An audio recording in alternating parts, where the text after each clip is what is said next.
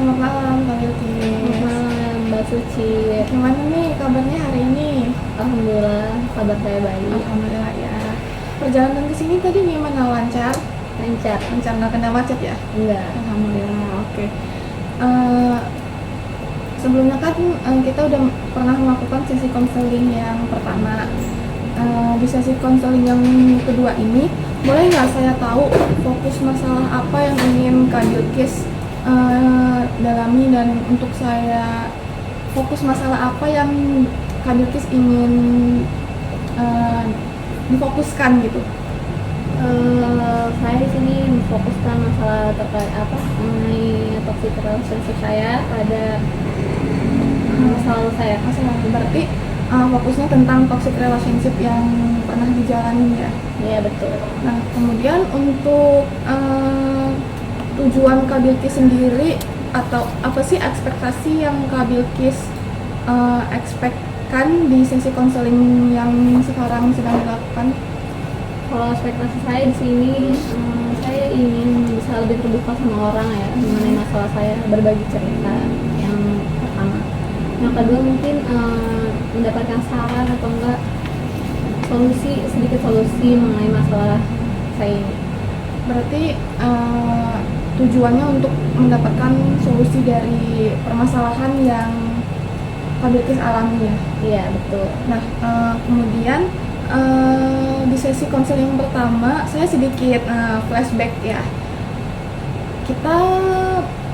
Apakah benar kita membahas mengenai tentang Kak Bilkis yang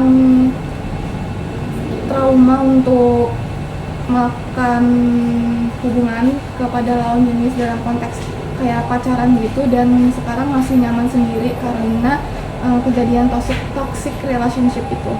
Iya betul. Berarti fokusnya dari sesi konseling pertama dan kedua masih sama ya, yaitu mengenai toxic relationship yang dialami. Iya betul. Oke. Baik, sebelum masuk ke sesi konseling yang kedua, saya akan membacakan inform consent ataupun lembar persetujuan untuk Kak Bilkis pahami dan Kak Bilkis ketahui dulu sebelum masuk ke sesi konseling. Baik. Yang pertama, dalam sesi konseling ini Kak Bilkis secara sadar dan tidak ada paksaan bersedia untuk terlibat penuh dan aktif selama proses konseling berlangsung. Kemudian yang kedua, Kak Bilkis diminta untuk memberikan informasi yang sejujur-jujurnya berkaitan dengan masalah yang sedang Kak Bilkis hadapi. Kemudian yang ketiga, identitas dan informasi yang Kak Bilkis berikan pada sesi konseling ini akan dijamin kerahasiaannya dan tidak akan disampaikan secara terbuka kepada umum tanpa persetujuan dari Kak Bilkis. Kemudian yang keempat, Kak Bilkis menyetujui adanya perekaman selama proses konseling berlangsung, menyangkut percakapan ataupun dokumentasi lainnya selama proses konseling berlangsung, dengan jaminan informasi pribadi Kak Bilkis pun akan tetap dijamin kerahasiaannya. Kak Bilkis boleh baca dan pahami terlebih dahulu info konsen yang ini. Kemudian jika sudah paham dan setuju, boleh tanda tangan di bawah ini ya. Oke.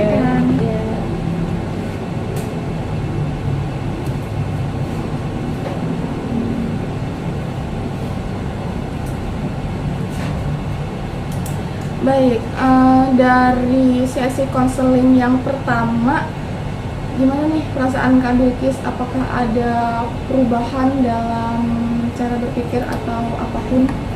Sebenarnya perasaan saya setelah konseling yang pertama itu lebih lega, karena yang pertama bisa menceritakan masa lalu saya pada saat itu, yang dimana saat itu saya ketakutan itu untuk bercerita sama orang lain kan. Aku sebelumnya boleh izin dulu nggak, biar lebih santai ceritanya kayak kamu atau boleh nggak apa-apa ya. Aku ngerasa lebih sedikit lega aja karena udah ceritain masalah ini ke orang lain, karena sebelumnya aku cuma cerita ke orang terdekat aku aja dan nggak semua orang tahu, nggak banyak orang tahu ya. Tadi kan Kak Bilkis sempat ngomong takut ya untuk bercerita kepada orang lain selain teman-teman dekatnya Kak Bilkis sendiri. Apa yang mendasari ketakutan Kak Bilkis untuk bercerita itu? Takutnya itu ya karena pada saat aku menjalani hubungan saat itu ya, aku nggak bisa terbuka itu. Jadi apa yang aku lakuin itu ngerasa itu salah gitu, salah aku sendiri. Jadi aku takut kalau cerita orang lain nih itu tuh sebenarnya salah aku gitu. Padahal mungkin ketika aku udah cerita ini orang-orang anggapnya kayaknya bukan salah lu deh gitu. Iya, jadi aku selalu merasa menyalahkan diri sendiri gitu loh. Jadi karena takut orang lain menganggap Kabilkis yang salah, makanya itu yang mendasari Kabilkis untuk takut cerita. Dan sebenarnya ada juga, jadi pada saat aku menjalani hubungan dengan temannya itu, dia kayak membatasi ya, kayak nggak ngebolehin banget kalau aku tuh ngeliat teman cerita. Pokoknya semua masalah itu dilarang gitu loh. Ya dilarang buat ceritain. Oh, jadi karena kayak takut dijudge gitu, ya makanya takut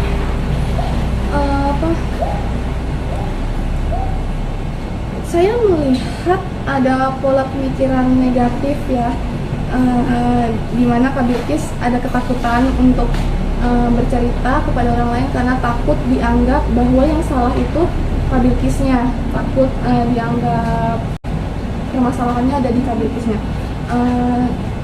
Coba kita evaluasi sedikit ya, apakah ada bukti-bukti yang mendukung ataupun membantah pemikiran ataupun ketakutan Kabilkis tersebut? Apakah ada fakta yang mendukung bahwa ketakutan Kabilkis tersebut adalah benar gitu? Aku sebenarnya boleh itu nggak kasih contoh dulu karena aku masih sedikit kurang paham. Gimana ya?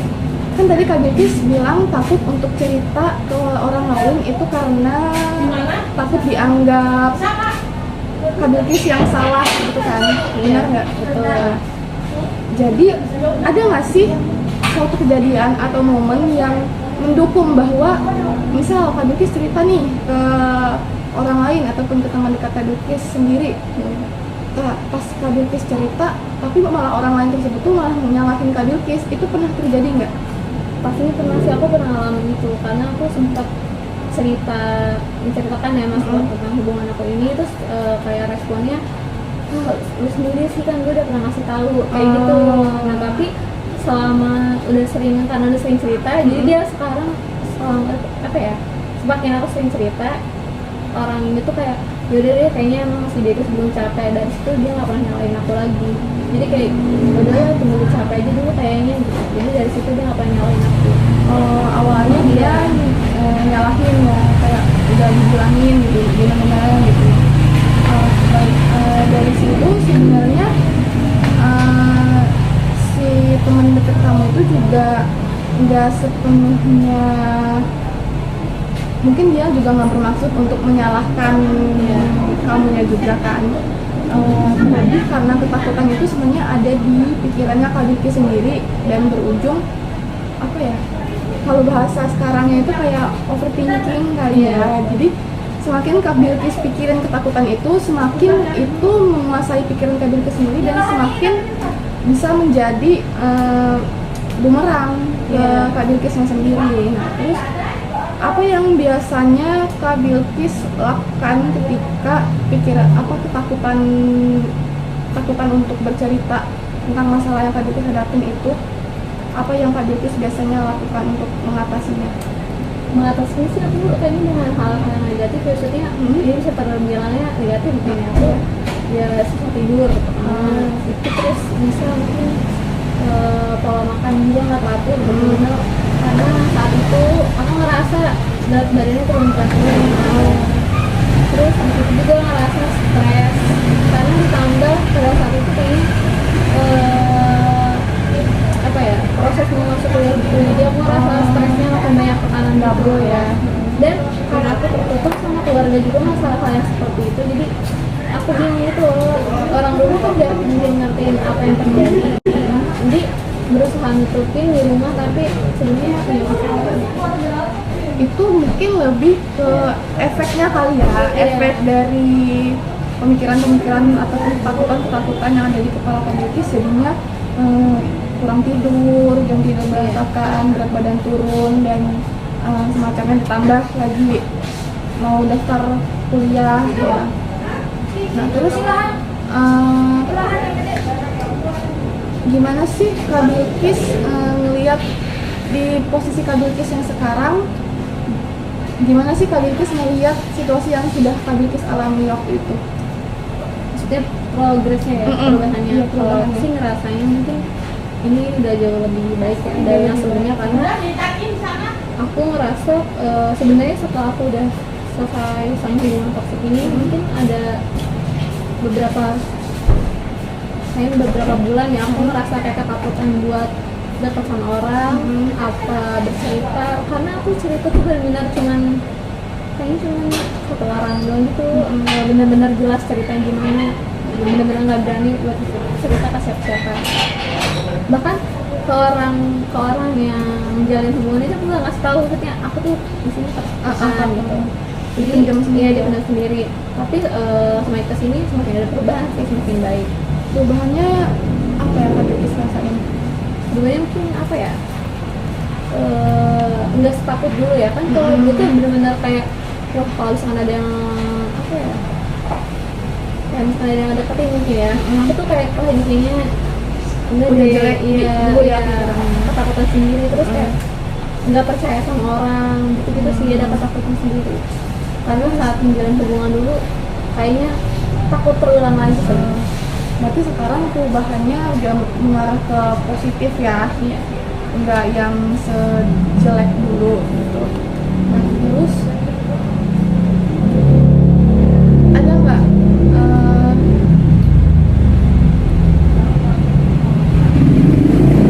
dari skala 1 sampai 10 kira-kira berapa nih skor ketakutan yang Kak Bilkis rasain pada waktu itu? Ini 9 9 ya, setakut itu. Kalau di posisi sekarang berapa kira-kira dari 1 sampai 10? Iya.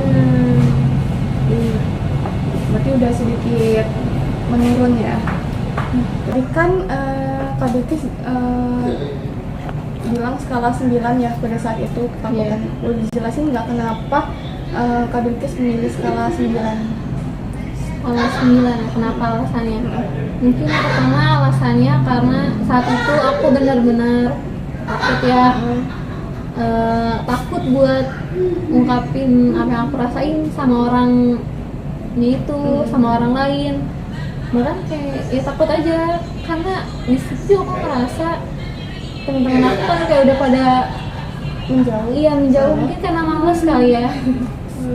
Main aku ya main kayak diatur lah gimana, harus pokoknya ribet banget, jadi kayak teman-teman aku biar nggak ribet ngejauh gitu, jadi aku ngerasa takut yang pertama kalau kemana-mana. Yang kedua mungkin kayaknya itu merubah apa ya, sikap perilaku kebiasaan aku juga kali Kebiasaan ya, Kak Bilkis iya. sendiri. Kayak gitu sih, lebih ke takutnya itu. Ngerubah sikapnya itu yang kayak gimana? Boleh dijelasin lebih detail lagi? Mungkin jauh lebih sensitif ya, emosian. Oh. Jadi kayak di rumah mungkin karena orang di rumah nggak tahu sebenarnya kenapa, padahal misalkan ya hal itu nggak sensitif, misalkan ada orang tua atau kakak aku atau keluarga aku yang ngomong apa, tapi aku tuh kayak nggak terima gitu, jadi kayak marah-marah. Padahal yang ngomong tuh kayak sepele Iya. gitu. Jadi lebih sensitif. Jadi kenapa Kak Bilkis milih skala 9 itu karena beneran ketakutannya itu beneran yang tinggi banget gitu ya, dan ditambah faktor teman-teman Kak Bilkis juga pada ngejauh gitu, terus Kak Bilkis yang juga lebih sensitif dan segala macam.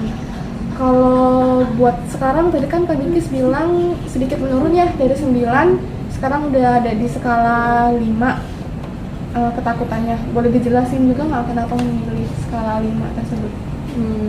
Kalau untuk skala 5 aku ngerasa sekarang mungkin jauh lebih baik ya dari yang kemarin itu. Rasa takutnya kayaknya udah nggak ada, karena juga ketika udah mengakhiri mungkin apa ya, rasa takutnya masih ada beberapa bulan itu, tapi setelah lepas beberapa bulan aku ngerasa kayaknya aku bisa lepas gitu loh dari orang yang kayak gini. Aku ngerasa bisa balik lagi ke kehidupan apa yang sebelumnya gitu. Jadi kayak ngerasa apa ya, ini apa yang dulu gitu loh, yang dulu sempet ketahan gitu. Sekarang udah ya lebih aku bebas. ngerasa dulu karena sebelum sama ini aku orangnya apa ya, ya seneng apa ya, seneng bercanda guys, seneng Friendly mungkin atau sosial butterfly. ya mungkin seneng bersosialisasi, tapi karena saat itu menjalin hubungan sama ini aku benar-benar kayak dibatasi, bahkan kayaknya bukan dibatasi, kayak nggak dibolehin ya. Jadi sekarang baik lagi, jadi ya udah aku ngerasa lebih enjoy. Jadi Kak Bilkis ngerasa sekarang udah balik kayak dulu lagi gitu ya, dengan ceria. Udah mulai udah memaafkan aja mungkin yang masa lalu. Memaafkan masa lalu. Memaafkan masa lalu itu maksudnya apa masa lalu apa yang Kak Bilkis maafin, apa yang Kak Bilkis ngerasa bersalah sendiri, apa ngerasa ketakutan sendiri atau enggak sih, kalau aku memaafkan ya udah berlalu aja gitu. Mungkin masalahnya masih ada, mungkin terlupakan, tapi ya udah gitu. jadi kayak, Berusaha kayak ya udah nggak usah dipikirin lagi gitu. kayak berdamai aja gitu Iya. ya sama masalahnya. Nah terus kalau Kak Bilkis bisa ngelihat situasi yang dulu itu dengan perspektif yang lebih positif, apa yang mungkin Kak Bilkis pikirin atau rasakan pada saat itu? Gimana? Kalau misal Kak Bilkis pada saat itu berusaha, kan Kak Bilkis tadi bilang ketakutan untuk bercerita karena dikekang atau nggak bebas gitu. Kalau misal Kak Bilkis bisa melihat kondisi saat itu dengan pikiran yang lebih positif gitu, apa yang Kak Bilkis pikirkan atau rasakan? Mungkin kayaknya kalau misalkan aku bisa saat itu bisa berpikir yang lebih positif, mungkin bisa apa ya, jauh lebih nggak setrauma itu kali ya, karena mungkin saat itu bakal ada cekcok kali ya ketika aku ungkapin yang sebenarnya terjadi ini perasaan aku, tapi mungkin itu lebih baik itu loh. Karena pasti bakal ada jalan, misalnya pasti ada jalan keluarnya nggak sih. Baik misalkan emang udah nggak bareng-bareng lagi, atau misalkan coba perbaiki lagi gitu sih. Jadi karena Kak Bilkis nggak melakukan hal tersebut, jadinya traumanya tuh lebih lagi ya. Kenapa Kak Bilkis nggak mencoba untuk mengemukakan apa yang Kak Bilkis rasakan pada saat itu? Kayaknya aku dulu sempat kayak ngungkapin apa yang aku rasain kan, tapi itu responnya benar-benar Nggak enak. ya, malah dibalik marahin lagi gitu. Jadi gara-gara responnya, Ya jadi aku ngerasa kayak ini udahlah, aku mau ngomong apa juga kayaknya ya salah aku gitu. Pada saat itu ya itu dari pendapat aku sendiri, sebenarnya dari cerita aku. jadi karena udah pernah ternyata ya dicoba komunikasikan, ternyata responnya malah menyalahkan Kak Bilkis ya Sebenarnya sendiri. kan jadi apa ya, mungkin saat itu dia nggak mau ribut juga apa gimana, aku nggak tahu sih, malah dia yang balik emosi gitu, marah-marah gitu. Jadi aku ngerasa nggak usah, dia mending nggak usah diomongin. Nggak usah. Tapi dengan Kak Bilkis nggak mengkomunikasikan itu, Kak Bilkis merasa lebih tertekan atau lebih tertekan lagi ketika mencoba mengkomunikasikan? Dua-duanya aku kayaknya ngerasa tertekan sih, Dua-duanya. karena ngomong salah nggak ngomong dua-duanya salah gitu. Tapi boleh nggak dikasih tahu nih yang lebih tertekan itu ketika ngomong atau ketika nggak ngomong? Ketika ngomong sih, Ketika ngomong. Kenapa?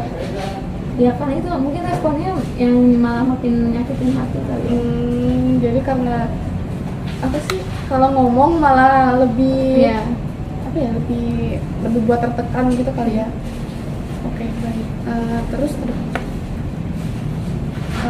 dari pengalaman masa lalu yang Kak Bilkis alamin itu, yang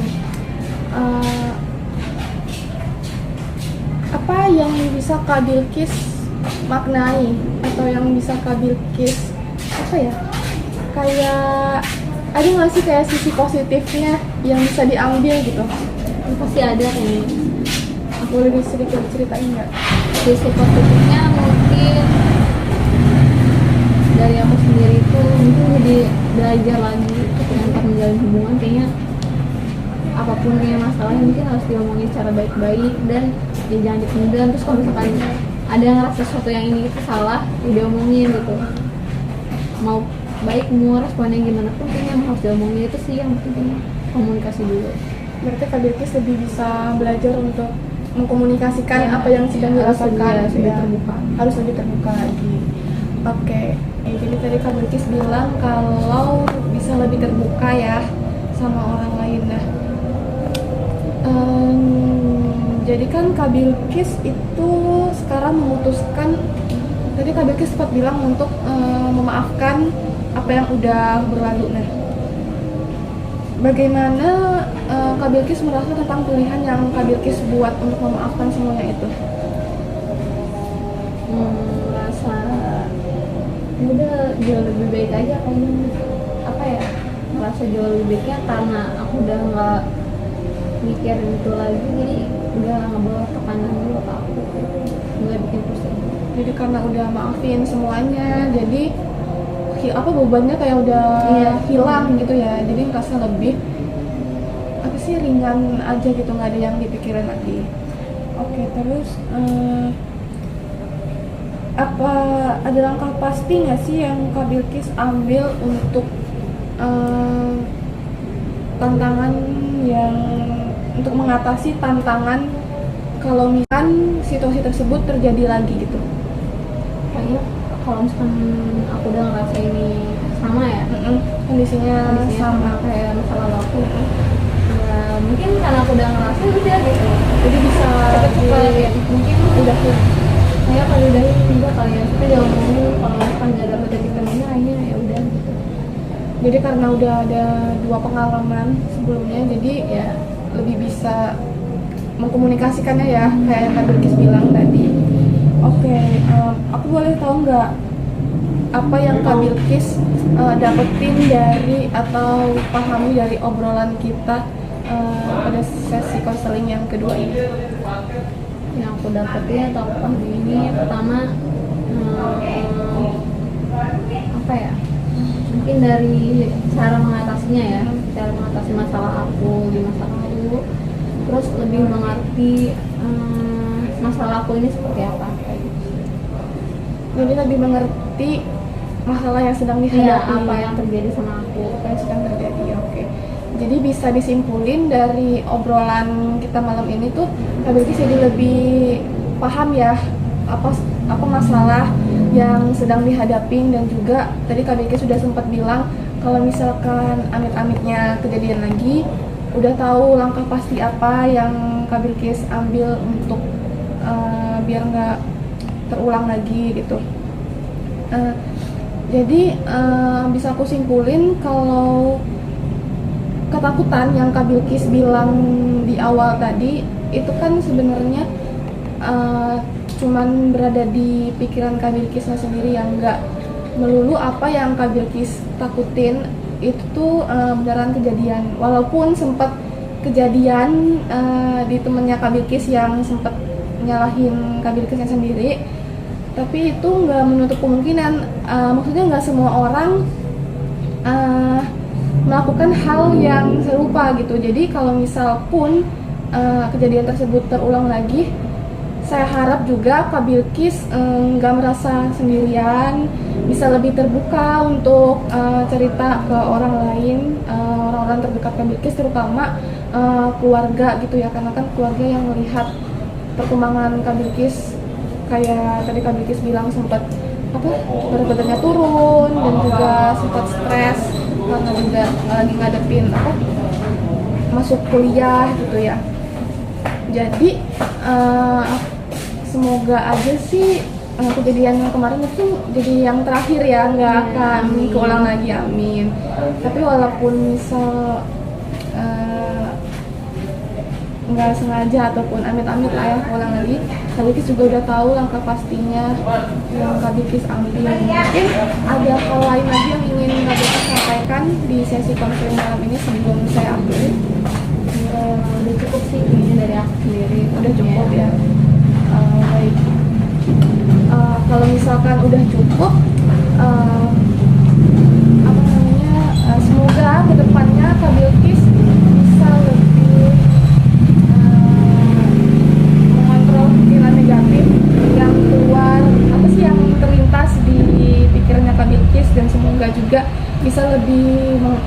lebih bisa mengatasi apa sih, tantangan secara positif dan nggak melulu menyalahkan diri sendiri, karena selagi nggak diomongin itu kan kita nggak tahu yang salah siapa.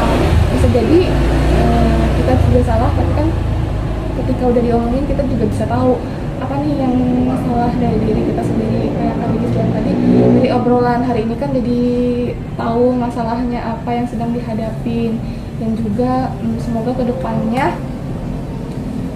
bisa ketemu orang yang lebih aware ataupun peduli dan gak bikin Kak Bilkis merasa takut lagi untuk cerita sama orang lain. Oke.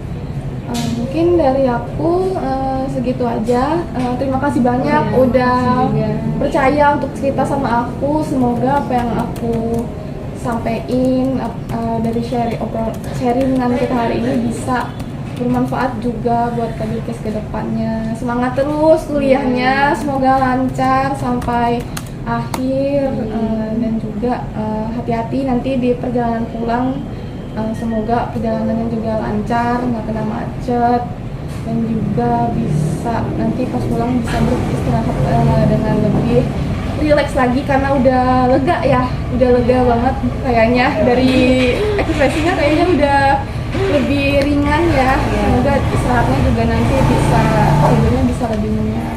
Ya, Terima kasih banyak Kak juga Mbak Bilkis. Suci udah mau dengerin cerita aku. Sama-sama. Selamat Ya, malam. selamat malam.